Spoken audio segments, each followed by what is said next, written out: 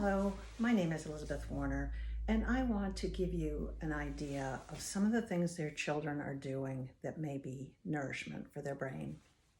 How many of you have seen your child sitting in your office chair spinning round and round and round, and suddenly they stop and they just start doing their homework? Surprise. Or you've been on a playground and you've seen your child spinning around on a swing, twisting the swing around and around, and then letting it spin out over and over and over again while you just get dizzy as you watch this. Or your child with overwhelming energy is climbing the walls, but suddenly they look down at you and they have a big grin on their face and say, "I'm Spider-Man." Or your teenage girl is lying on the couch with her legs up over the back and her head down looking at you. And she stops and she says, "Can I talk to you about something?"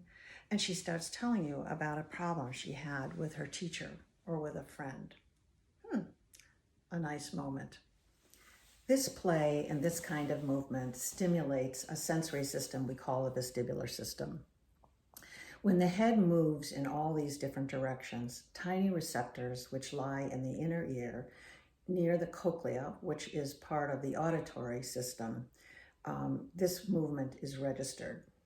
And then via connecting networks from the brainstem in the lower part of the brain, up through the midbrain, up to and including the prefrontal cortex, this information is transmitted. Now, the prefrontal cortex is the site or the home of higher level impulse control, of emotional regulation, of problem solving and planning. Things that are involved in doing activities like making a fort, baking a cake, planning and following through on doing homework.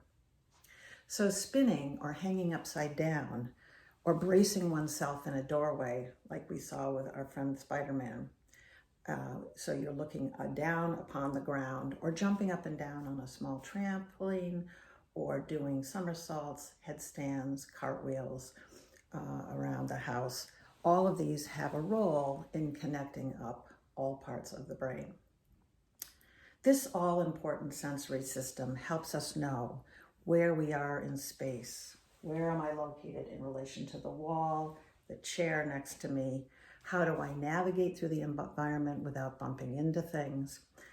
And as you can see with our friend Spider-Man, when engaged, the child feels a sense of being alive, of being present, and of feeling like they can do great things in the world.